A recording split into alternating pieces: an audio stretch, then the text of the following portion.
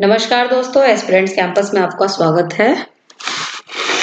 तो आप लोगों का बीईसीसी का 132 का एग्जाम हो गया फाइनली। तो कैसा हुआ आप लोगों का एग्जाम? कमेंट सेक्शन में जरूर बताएं एक बार कि कितने क्वेश्चंस किए, कौन कौन से क्वेश्चंस आपने नहीं किए और कौन से क्वेश्चंस आपने अटेम्प्ट किए। ठीक है, तो एक बार एनालिसिस कर लेते हैं एग्जाम का कि कौन कौन से टॉपिक्स आए हुए थे, एग्जाम कितना मतलब टफ था या फिर इजी था। तो चलिए देखते हैं क्वेश्चन पेपर। ये हमारा 2022 का एग्जाम है।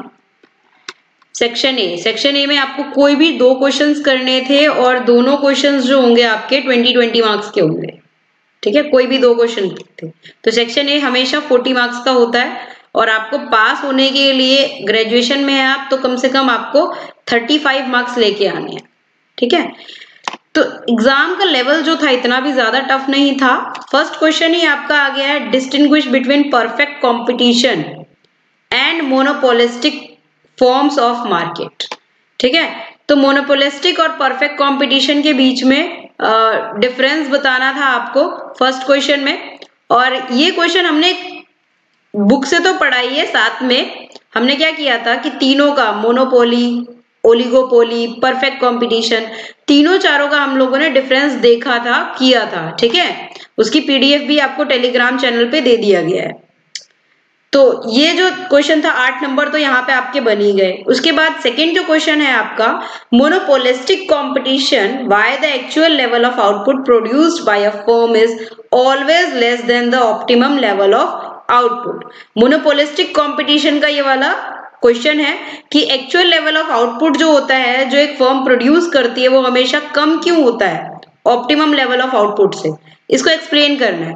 तो मोनोपोलिस्टिक कंपटीशन वाला जो चैप्टर आप लोगों ने किया है उसमें, और फाइनली ये वाला क्वेश्चन आ ही गया। देखिए, एग्जाम से जस्ट एक दिन पहले हम लोगों ने ये टॉपिक पढ़ा, what is minimum wage law और describe the role of trade unions in influencing wage and level of employment. ये लेबर मार्केट का क्वेश्चन है।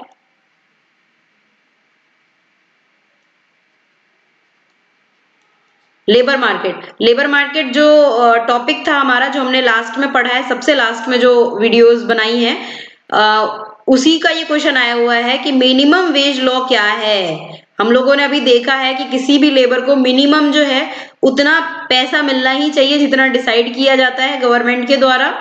और ट्रेड यूनियंस जो है वो किस तरीके से इन्फ्लुएंस करता है, ये भी लेबर मार्केट का ही क्वेश्चन है। ठीक है, लास्ट टाइम पे मैंने कहा था हो सकता है एग्जाम में आ जाए, और एग्जाम में आ गया। मेरे साथ एक चीज हमेशा होती है कि एग्जाम से जस्ट पहले कोई टॉपिक अगर हम डिस्कस करते हैं तो कहीं ना कहीं वो क्वेश्चन एग्जाम में आ ही जाता है। लास्ट टाइम क्या हुआ था, 2021 में हम लोगों ने WTO डिस्कस करा था। 2021 में लास्ट टाइम पे देखिएगा, एग्जाम से जस्ट पहले हमने 22 का ही जून का एग्जाम जो था 2022 का, बीईसीसी 132 जून में जो एग्जाम हुआ था, हमने just before exam WTO discuss किया था और पेपर में WTO का क्वेश्चन आ गया था। ठीक है, तो ये वही मिनिमम वेज लॉ का क्वेश्चन आ गया है। Is the demand for factor of production a derived demand. तो मतलब जो डिमांड होता है फैक्टर ऑफ प्रोडक्शन का, क्या वो एक डिराइव्ड डिमांड है, ये इसका रीजन दे रहा है। ठीक है, उसके बाद देखिए मार्केट फेलियर। बहुत बार जो मैंने वीडियोस में कहा था आपको कि मार्केट फेलियर पे या तो शॉर्ट नोट में या फिर क्वेश्चन के टाइप में जरूर आ सकता है कि मार्केट फेलियर क्या होता है। ठीक है, तो ये क्वेश्चन आ गया आपका, what do you understand by market failure. Market failure क्यों होता है, कहाँ पे होता है, explain with the help of N appropriate diagram how negative externality affects the allocation of resources. ये ज्यादातर आपका शॉर्ट नोट में आता था, इस बार ये क्वेश्चन बना के दे दिया गया है। ठीक है, कि मार्केट फेलियर जैसे इंडस्ट्रीज हो गई, तो इंडस्ट्रीज जो है वो मार्केट फेलियर किस तरीके से, क्योंकि वो बहुत ज्यादा पॉल्यूशन करती है, तो उसके बेनिफिट्स के साथ साथ बहुत सारे नेगेटिव इम्पैक्ट्स भी होते हैं। ठीक है, कोई अगर मतलब मान लीजिए स्मोकिंग कर रहा है तो वहां पे मार्केट फेलियर होता है, क्योंकि उस स्मोकिंग का जो होगा नेगेटिव इफेक्ट होता है, तो नेगेटिव एक्सटर्नलिटी में आ जाता है। उसके बाद what do you mean by efficient allocation of factor of production, explain it with the help of an edge box diagram. ठीक है, efficient allocation of factor of production, I think ये chapter 8 का question है, block 3। ठीक है। उसके बाद Ricardian theory of comparative और एब्सोल्यूट एडवांटेज जो हमने पहले डिस्कस किया था, इस बार बस कंपैरेटिव एडवांटेज आया है। How do nation gain from trade, Nations को ट्रेड से कैसे बेनिफिट होता है। कितने इजी क्वेश्चन है बताइए। Explain with the help of an example, एक एग्जांपल लिख दीजिए कि नेशन को किस तरीके से, चाइना का एग्जांपल ले लीजिए आप, इसको ट्रेडिंग से कितना ज्यादा बेनिफिट हो रहा है। ठीक है, तो ये सारे क्वेश्चन इजी थे, कुछ भी मतलब ज्यादा इतना टफ नहीं था, थोड़ा बहुत आप अपनी तरफ से भी लिख सकते थे। A firm is perfectly competitive market में अर्न सुपर नॉर्मल प्रॉफिट, हमने तीनों तरीके के प्रॉफिट देखे थे, normal profit, super normal profit और लॉस। ठीक है, लॉस, इन तीनों का जो डायग्राम बनाया था हमने इस तरीके का करके, कुछ जो था वही वाला आ गया ये इस तरीके का।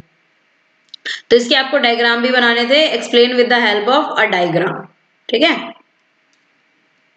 तो परफेक्टली कॉम्पिटिटिव मार्केट में ये क्वेश्चन आया हुआ है, मतलब उसमें डायग्राम है इसका। Can a monopoly firm earn super normal profit in long run, कोई एक मोनोपोली फर्म जो होगी वो क्या लॉन्ग रन में एक सुपर नॉर्मल प्रॉफिट अर्न कर सकती है ना, कैसे कर सकती है। तो मोनोपोली में बताइए, वो सिंगल फर्म है, उसको तो अच्छा से बेनिफिट हो ही सकता है ना लंबे समय में। Why does the monopoly firm change that price where price elasticity of demand is greater than 1, जहां पे price elasticity of demand, elasticity जो होगा 1 से इक्वल ग्रेटर होगा, तो वहां पे मोनोपोली फर्म जो होगा वो प्राइस क्यों चेंज करती है।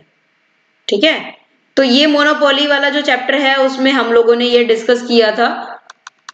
Rate of interest is determined by demand and supply of loanable funds, loanable funds, ये वाला अभी क्वेश्चन हमने जस्ट अभी कुछ दिन पहले डिस्कस किया था, लोनेबल, ये लास्ट 2021 दिसंबर में भी ये क्वेश्चन आया हुआ है। ठीक है, दिसंबर में भी ये क्वेश्चन आया हुआ है।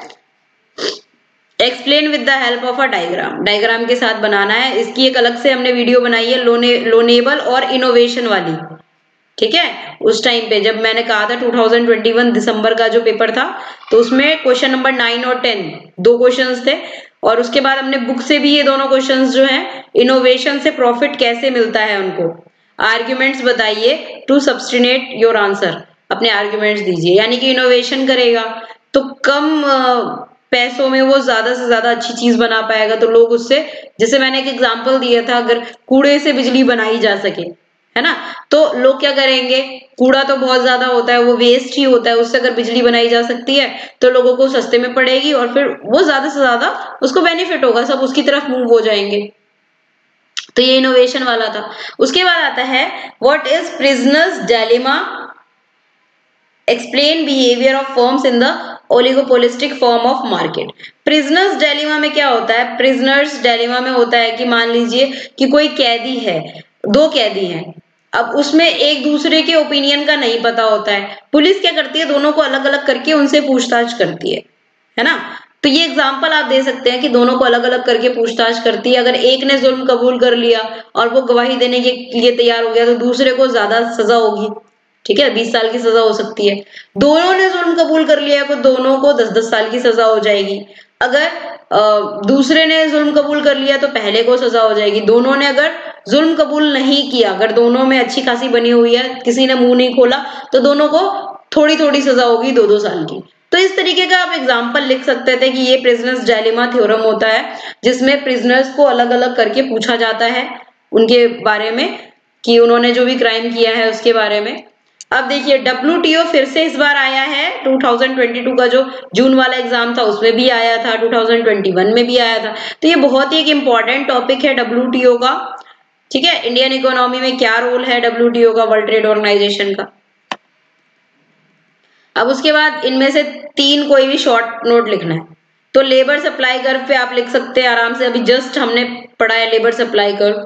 ठीक है, shut down point in perfect competition, perfect competition market में एक शट डाउन पॉइंट आ जाता है जहां पे बंद करना पड़ता है उसको, फर्म को।